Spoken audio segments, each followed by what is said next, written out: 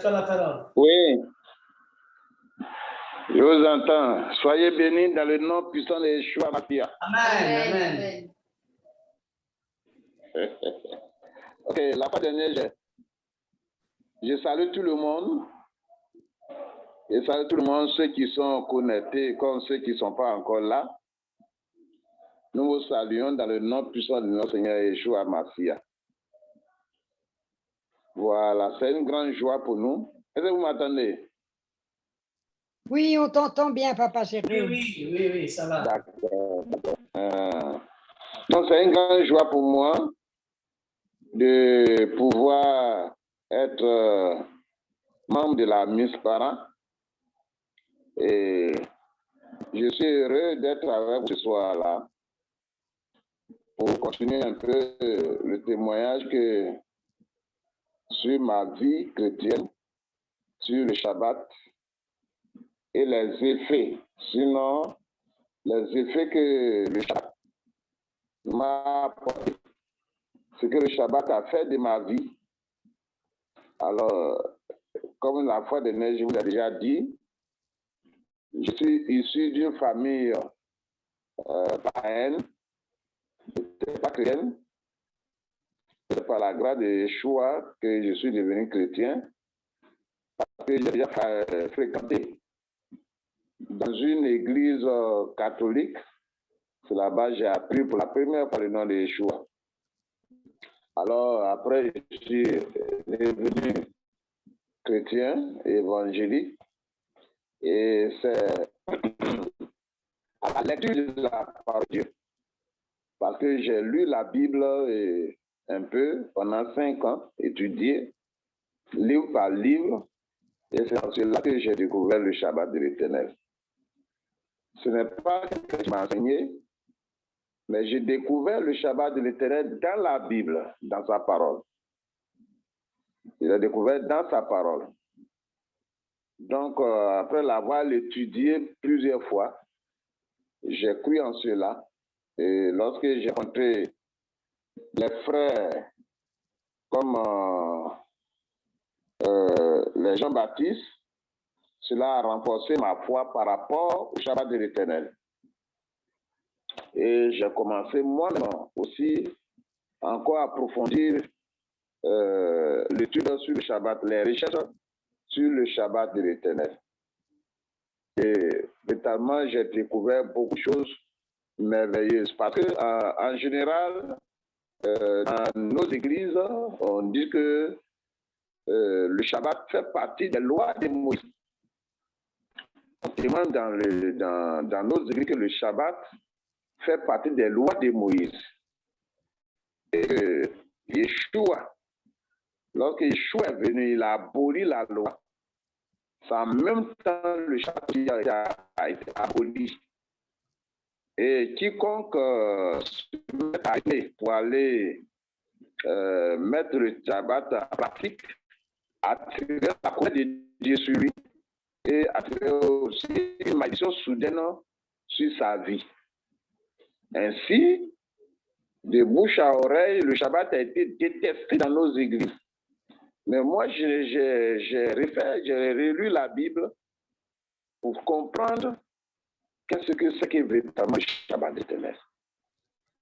Est-ce que, je me suis posé une question, est-ce que le Shabbat fait partie des lois de Moïse? Parce que le Shabbat a été donné tout juste après la création par Yahweh. Lorsque Yahweh a fini de créer dans Genèse chapitre 2, 1 à 3, il a donné le Shabbat. Il a donné ce encore jour sanctifié, jour consacré, jour du repos de l'Éternel. En ce moment, Moïse n'était pas encore là. Moïse n'était pas encore venu. Et en ce moment, l'homme n'a pas encore péché contre Dieu. Parce que la loi, c'est la conséquence du péché de l'homme. C'est parce que l'homme a péché que Dieu, étant séparé, Dieu va dresser une série de conditions par lesquelles les hommes pourraient atteindre Dieu. Ainsi, la loi n'a rien à voir avec le Shabbat. Le Shabbat fut donné avant que la loi ne soit écrite, donnée à Moïse. Donc, je l'ai découvert dans Genèse chapitre 2, verset 1 à 3. Alors, j'ai commencé à continuer aussi. Et j'ai dit, bon, il faut que j'apprendisse cette affaire du Shabbat-là pour que je puisse mieux l'enseigner à l'église où je suis responsable, afin que aussi mon peuple puisse adopter cela. Et j'ai commencé par faire beaucoup de recherches sur le Shabbat de l'Éternel. Et j'ai compris beaucoup de choses sur le Shabbat de l'Éternel. Par exemple, je me suis posé la question, pourquoi l'Éternel Dieu a donné le Shabbat? Pourquoi il a donné le Shabbat? Pour qu'on puisse comprendre, qu'on sache pourquoi l'Éternel Dieu a donné le Shabbat. Et j'ai vu et j'ai compris que, le Shabbat de l'Éternel, le Shabbat a été donné par Yahweh pour commémorer la création. Pour commémorer la création. La création fut une action très importante pour l'Éternel. Donc l'Éternel a donné le Shabbat pour commémorer la création, ce qu'il a créé. Donc, Dieu il a pris ce jour dans tous les 7 jours pour commémorer sa création. Et quand on dit Dieu s'est reposé, pas parce qu'il était fatigué, lui ne se fatigue pas, il est tout puissant, il est tout suffisant, il est omnipotent, alors il ne s'est pas reposé, ce n'est pas un repos de fatigue, c'est un repos d'admiration. Le Seigneur, l'Éternel, pour commémorer l'œuvre qu'il a accomplie, les merveilles qu'il a accomplies, son action qu'il a accomplie, a pris ce jour-là pour pouvoir le commémorer. Donc le sabbat a été donné aussi pour commémorer la création. Et deuxièmement, le Shabbat a été donné par l'Éternel Dieu pour donner de la liberté aux hommes. La liberté aux hommes. Par exemple, il dit comme ça dans le Deutéronome, je crois, chapitre 5, verset 15, et tu te souviendras que tu as été esclave au pays d'Égypte et que l'Éternel, ton Dieu, t'a fait sortir à main forte et à bras étendus. C'est pourquoi l'Éternel, ton Dieu, t'a ordonné d'observer le Shabbat, le jour du repos. Donc le Shabbat aussi fut donné pour commémorer la liberté. La liberté. Ça nous doit être donné pour nous, pour la liberté. Il est important de préciser en ce temps que Israël était le seul peuple élu par Dieu avec qui il marchait et communiquait. C'est pour cette raison ce verset s'adressait à Israël. Sinon, c'était pour tout le monde. Maintenant, par Yeshua Mashiach, tout être humain devint peuple de Dieu. Ce verset le concerne. Le Shabbat est donc la fête de la liberté accordée à tout peuple de Dieu. Juifs, grecs, arabes, goïms, etc. Le Shabbat est le 7e jour de la semaine, du vendredi au samedi soir. Donc j'ai découvert tous ces jours-là. Et en célébrant le Shabbat, nous faisons quoi? C'est un marque de reconnaissance de l'homme envers son Dieu. Une marque de reconnaissance des bienfaits de l'homme envers son Dieu. En célébrant le Shabbat, l'homme se souvient de tout ce que le Dieu a fait pour lui.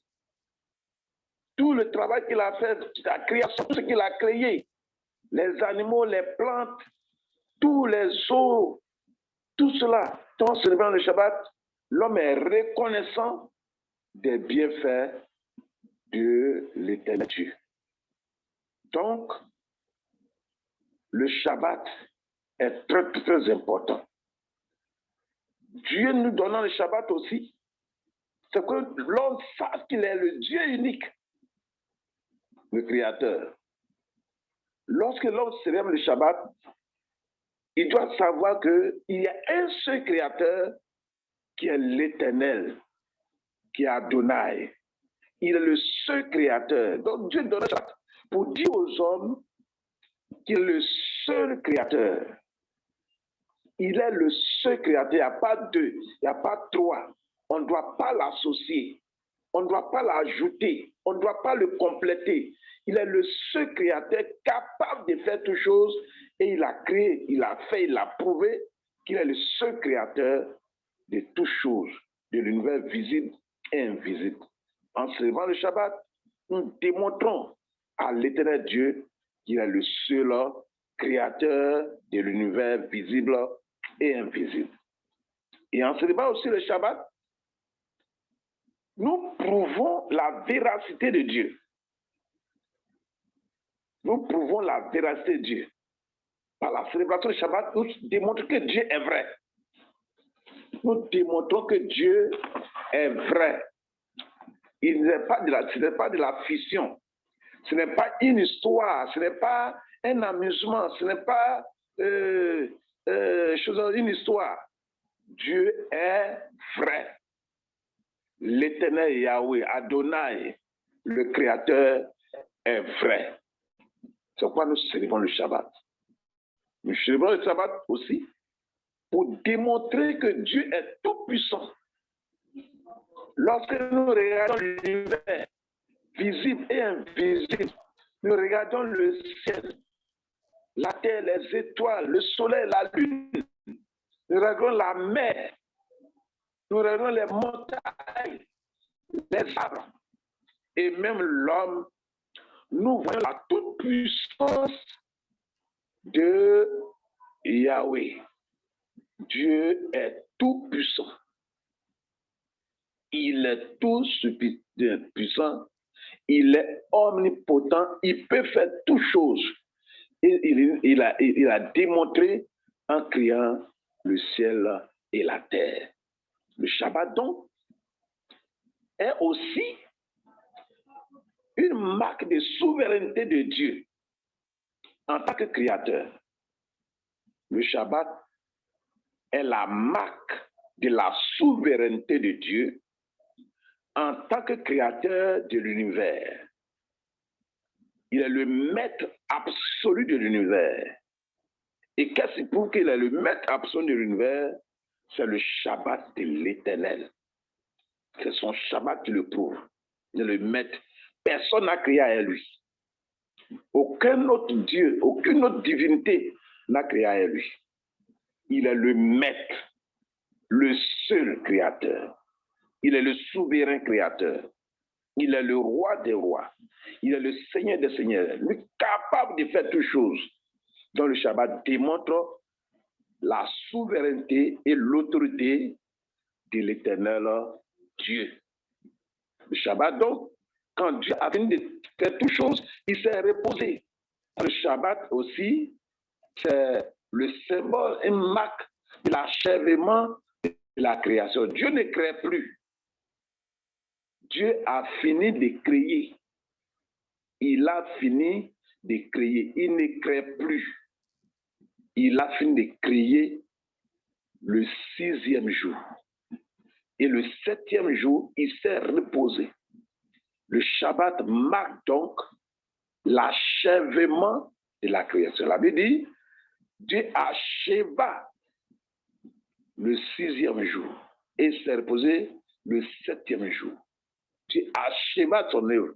Donc le Shabbat est le symbole de l'achèvement de l'œuvre de la création par l'Éternel, notre Dieu. Et je peux dire aussi, lorsqu'on célèbre le Shabbat, on rend des honneurs à l'Éternel Dieu.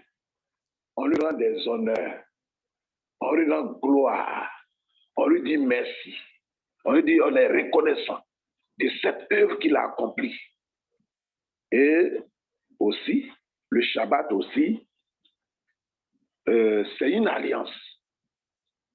Le Shabbat aussi, c'est le symbole d'une alliance de Dieu avec les hommes. De Dieu avec tout être humain. de tout être qui vit, tout être qui a vie. Le Shabbat est une alliance que Dieu a mis entre lui et l'homme.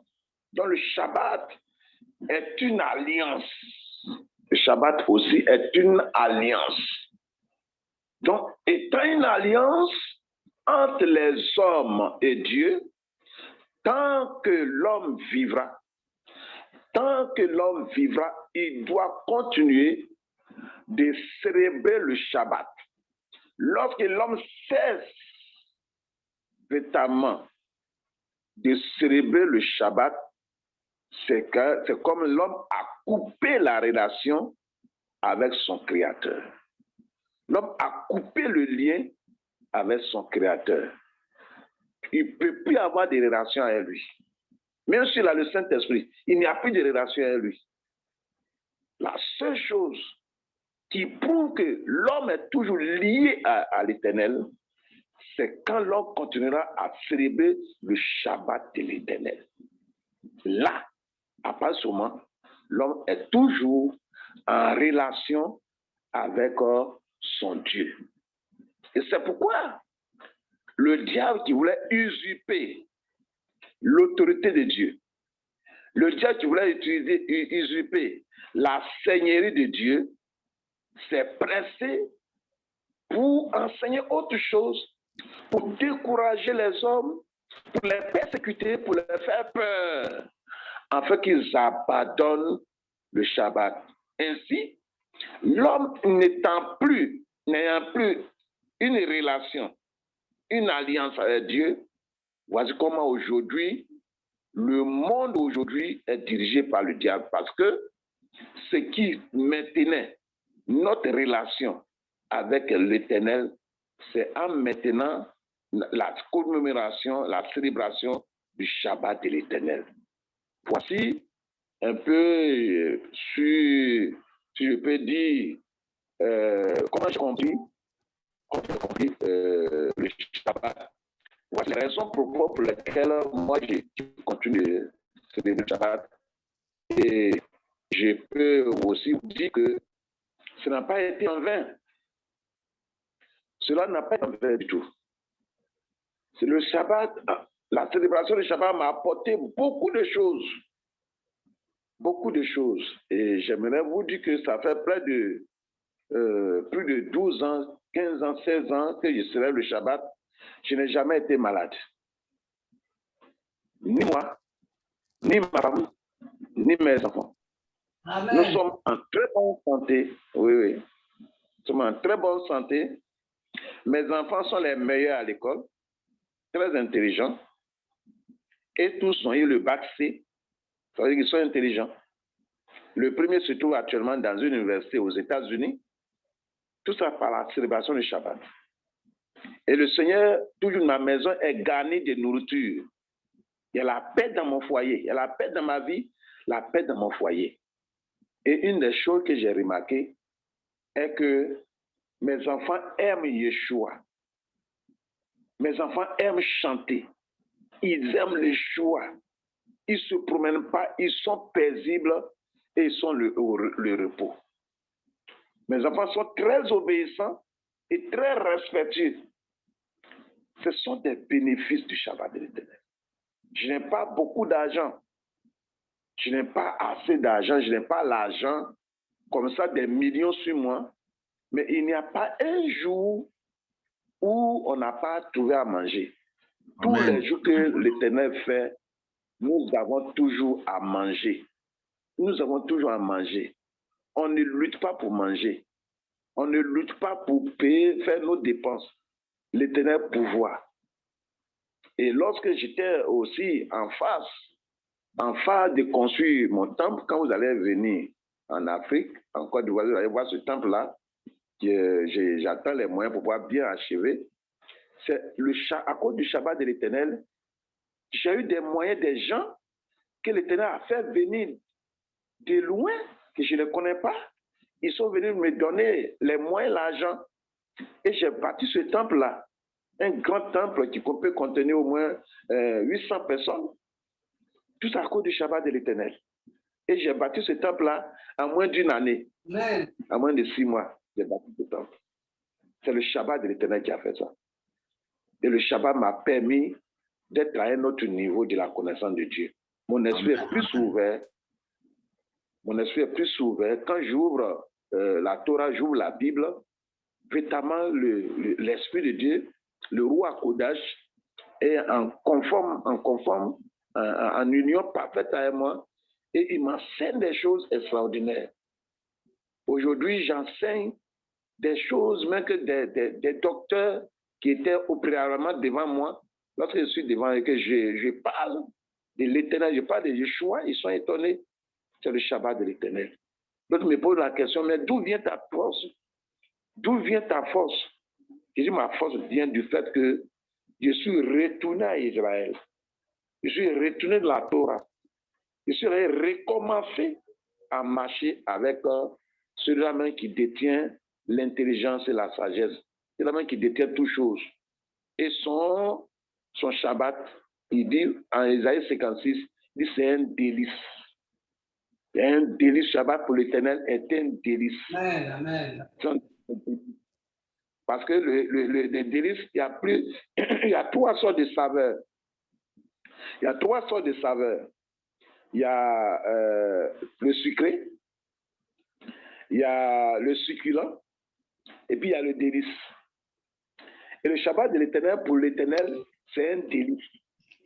C'est-à-dire, c'est le top du plaisir. C'est le top de la jouissance. C'est le top de la gaieté, c'est le top de la joie, le Shabbat de l'Éternel.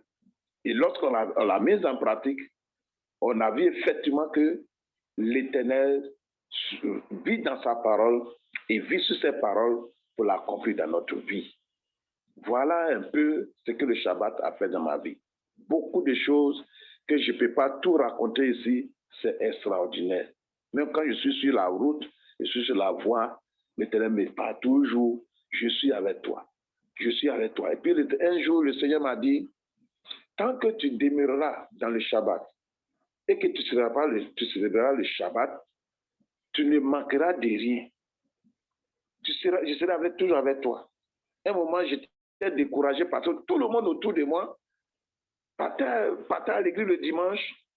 Et j'ai commencé à dire, bon, comment moi je suis seul, personne ne veut venir vers moi, je vais laisser. L'Éternel est passé par une maman, une femme, qui lui a dit, dis à mon serviteur qu'il est sur la bonne route, de ne jamais abandonner. Et je suis avec lui. Donc je suis revenu, je me suis repenti pour demeurer sur cette voie-là de la célébration du Shabbat de l'Éternel. Et je suis très heureux. Aujourd'hui, c'est à cause du Shabbat que maintenant je vous ai rencontré. À cause du Shabbat, je vous vois d'ici.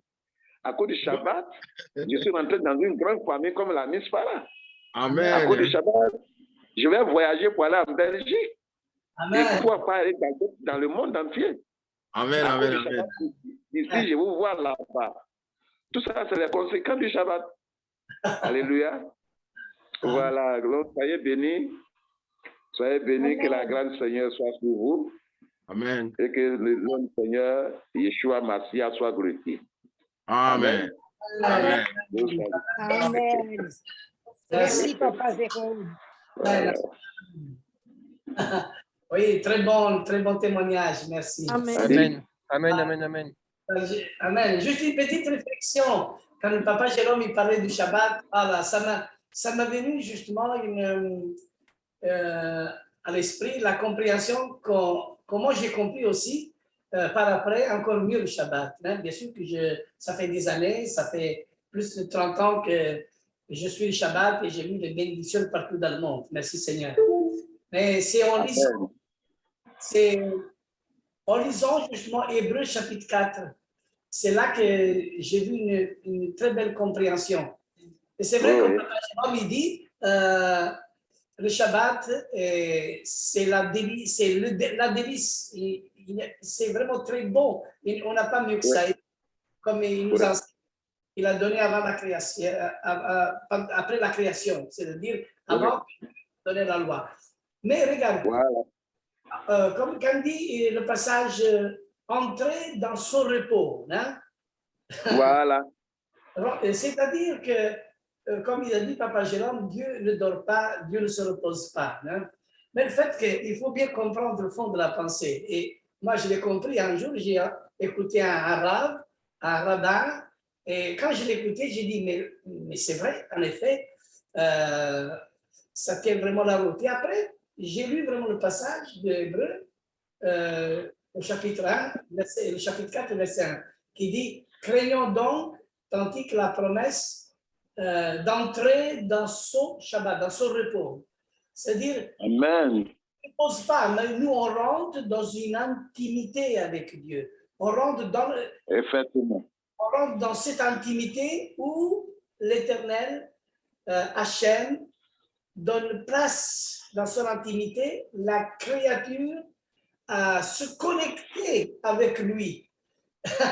C'est ça, entrer dans le repos, pour rentrer dans le Shabbat. Hein? Oui. Et Dieu, Hachem, il se reposa. Voulons dire, et Hachem, il se met dans son intimité, il se met dans son intégrité, il se met à sa place sous le trône où il règne toujours. Il y a toujours le Shabbat, son intimité. C'est ça que ça veut dire. Et certains y pensent qu'il était fait dodo. C'est pas son sens. Hein? Alors, le verset 2, il dit car cette bonne nouvelle nous a été annoncée aussi bien qu'à eux, oui. Mais la parole annoncée ne leur servit de rien parce qu'elle ne trouva pas de la foi chez ceux qui l'attendirent. Pour nous qui avons cru, nous entrons dans le Shabbat. Pour nous, nous avons foi, nous entrons dans cette intimité, nous entrons dans ce repos.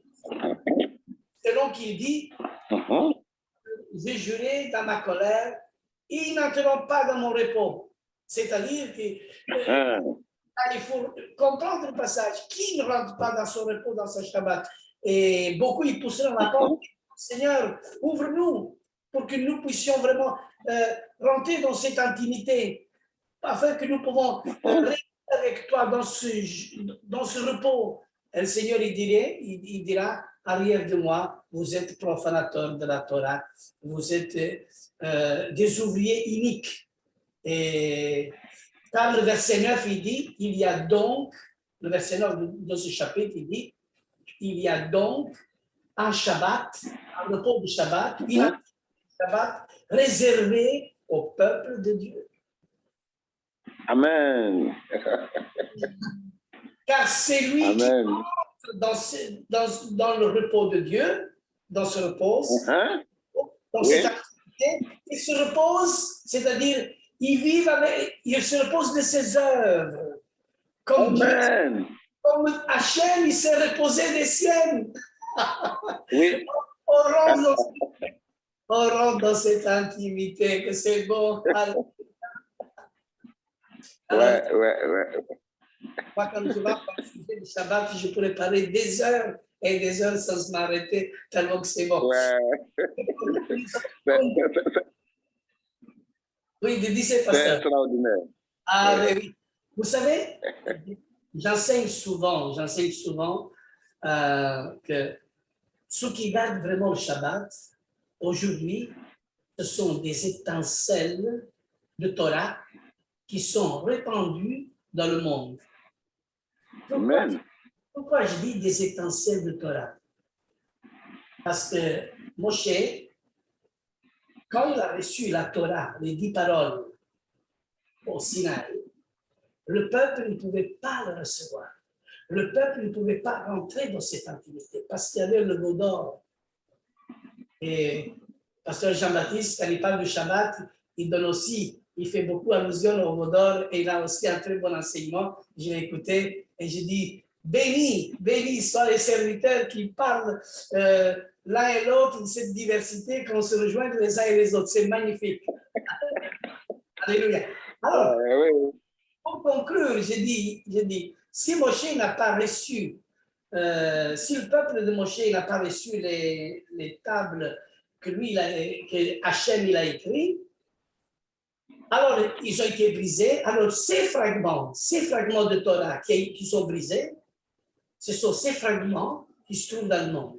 Et il y a des fragments en Côte d'Ivoire. Il y a des fragments partout dans le monde qu'Hachem a parlé à mon cœur. Il m'a montré réellement. Il m'a montré tous les brebis, tous les jours, j'ai vu ça. Et je suis à la recherche. Et ça, il faut les rassembler dans le monde entier afin qu'une mishpaha, une famille, et c'est ça la famille. La famille est celle qui rentre, qui entre. Entre, ça veut dire quelque chose de plus de celui qui voit. Pourquoi j'ai dit ça? Celui qui est né de nouveau, il peut voir le royaume de Dieu. Amen. Celui qui est né d'eau et d'esprit, il peut entrer dans le royaume de Dieu, il peut entrer dans le Shabbat, il peut entrer dans cette intimité de Dieu. Vous comprenez ces choses? Combien c'est bon de découvrir cette, cette réalité, cette révélation que j'ai reçue. Je ne comprenais pas voir ou entrer. Mais, voyez, ceux qui régneront ici sur cette terre sont ceux qui entrent dans le royaume. Ceux qui entrent dans le royaume, ils vont être les dirigeants du monde. Mais ceux qui vont voir le royaume, ce sont les survivants de la terre qui vont voir et vont voir vraiment la bénédiction de l'Éternel. Et la pluie de l'Éternel, il ne tombera pas si nous n'irons pas à Jérusalem. Les nations n'iront pas à Jérusalem. Vous imaginez, le Shabbat, c'est le signe qu'Adonai a donné. C'est vraiment quelque chose d'extraordinaire. Alors, mes frères, nous sommes des étincelles, nous sommes des lumières, et la lumière, c'est quoi les lumières? C'est la Torah. La Torah est une lumière, et la parole est la lumière. Et nous sommes les enfants de la lumière. Vous êtes la lumière du monde, comme il dit Yeshua. Alors, si nous sommes la lumière du monde, nous apportons le Shabbat, parce que le Shabbat se révélera dans la lumière. Et il n'y a pas de Shabbat sans lumière, parce que quand nous on fait la rentrée du Shabbat, on allume les lumières, on allume les bougies. Effectivement. On allume 2 bougies. Et c'est quoi les 2 bougies? C'est la maison d'Israël du nord et du sud. C'est les 2 maisons. C'est les 2 maisons. Alors, il y a Ephraïm et Juda. Et Ephraïm sont des nations qui rejoignent pour entrer dans le royaume, qui rejoignent Israël. Et Papa Jérôme, Papa Jean-Baptiste, toute la Côte d'Ivoire, ceux qui se rejoignent à nous. Alors, nous sommes une famille que quand vous venez ici, vous êtes dans votre famille. Quand nous venons chez vous, nous sommes dans notre famille. C'est ça la famille qui partage. Et cette famille est celle de Philadelphie qui ne passera pas la grande tribulation. Parce qu'il dit, Hachem, car tu as gardé ma Torah, ma parole, je te garderai de l'heure de la tentation qui va s'abattre dans ce monde. C'est-à-dire qu'il ne faut rien craindre. Il faut rien. Aujourd'hui, il y a trop de bruit, de guerre, de tremblement de terre. Il y a les bruits qui choquent, qui met la peur dans les cœurs des gens. Mais ce n'est qu'un bruit. Alléluia. Ce n'est qu'un bruit. Et le bruit ne doit pas nous faire peur. Sachez que le peuple d'Israël, quand il devait marcher, quand il est sorti d'Égypte pour aller dans le désert, c'était le but. Le peuple, Dieu l'a fait sortir pour aller chercher les 10 paroles, pour aller directement sur la direction de la montagne. Mais quand ils sont passés la mer, avant que la mer s'ouvre, on a entendu le bruit des chars de Pharaon. Ils ont eu peur. Ils ont eu peur. Mais nous ne devons pas avoir. Aujourd'hui, il y a le bruit qui court. Ce bruit dans le monde. Et ce bruit, nous ne le craignons pas. Et d'ailleurs, le bruit, le vent et le feu, ce sont les 3 manifestations quand Hachem a donné les 10 paroles sur la montagne. Les mêmes manifestations, le bruit, le vent et le feu, c'est dans la chambre haute, quand Dieu a rempli de son esprit les 120. Le bruit, c'est les manifestations. Mais quand Élie, le prophète, a été sur la montagne de Carmel, il y a eu aussi le bruit de tremblement, le bruit dans le feu, toutes ces manifestations. Mais Dieu n'était pas là. Et aujourd'hui, souvent, on court derrière les manifestations. Il y a trop de manifestations qui font tiritita, mais Dieu n'est pas là. Dieu, il est vraiment dans le cœur intègre, dans le cœur humble, dans le cœur, vous, qui marche dans la vie. Amen. Et si nous voulons monter sur cette haute montagne, alors il faut avoir le cœur intègre. Et comme il dit le psaume 24, Amen. qui pourra monter à la montagne de l'Éternel? Alléluia. Qui pourra? Alors, les frères, pour entrer dans la montagne et pour aller vers la montagne, il faut naître d'eau et d'esprit et rentrer dans son repos, dans le repos du Shabbat. Merci, Papa Jérôme. Tu nous as enrichis aujourd'hui. Tu m'as Amen. donné aussi le goût de parler parce que ça me revient des choses à l'intérieur à moi-même de pouvoir partager aussi avec vous en Côte d'Ivoire. Amen. Merci, Lorenzo. Oui, on Merci, va. Papa Lorenzo. Oh oui, oui, le Papa Lorenzo, il est là. Ok. Ça va être connaître réellement, de se voir. J'ai beaucoup de bénédictions aussi à l'intérieur pour pouvoir partager avec vous tous en Côte d'Ivoire et avec vous ici quand vous venez. Nous ne sommes pas à Star Academy, nous sommes dans le peuple de Dieu, nous sommes dans la famille et dans la famille, nous partageons sa Torah et nous partageons ses promesses et nous voulons entendre de l'autre qu'est-ce qu'il a reçu de la part d'Hachem parce qu'il fait partie du Mishpara. Et vous savez, avant que quelqu'un y rentre à Mishpara, il faut que l'agneau soit examiné. il faut que l'agneau soit examiné. On dit, l'agneau il est examiné pour pouvoir être offert à Pessah, à Pâques. Hein? Il faut être examiné. Même Yeshua, il est examiné par Pilate. Et Pilate, il a dit, je ne trouve aucune faute dans cet homme. Voilà, il est intègre. C'est ça. Ça, la famille, c'est ça qui doit être une famille qui appartient à l'agneau sans défaut, sans tâche. Et voilà une épouse sans tâche, sans ride, irrépréhensible, qui est glorieuse, qui va apparaître un jour, comme il dit dans 1 Thessaloniciens chapitre 5, verset 23. Conservez-vous purs dans l'esprit, dans l'âme et dans le corps pour l'avènement de notre Mashiach qui est bientôt. Alléluia. Amen. Ah, il y a Amen. de Canada. Comment ça s'appelle? Charles, tu es là? Shalom.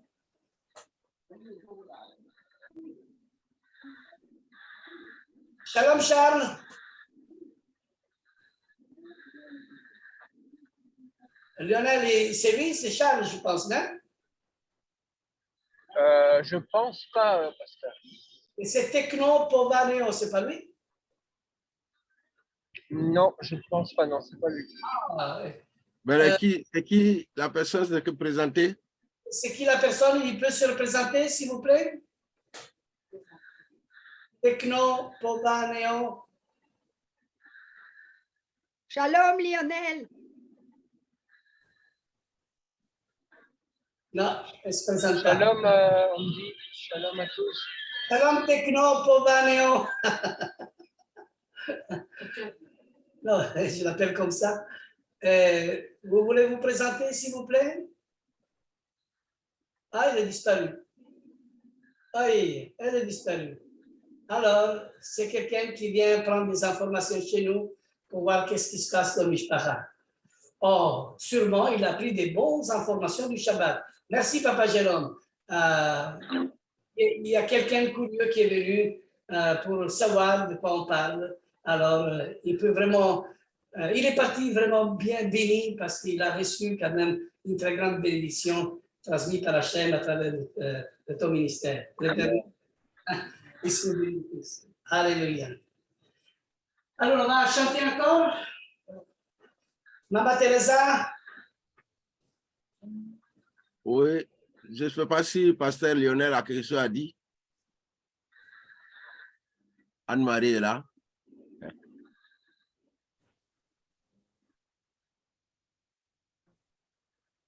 Le chant, il dit, chantons avec joie à l'Éternel. De nez, puissons des cris d'allégresse. Poussons des cris d'allégresse. Allons vers lui avec des louanges, que nos chants... On t'entend mal, Maria Teresa.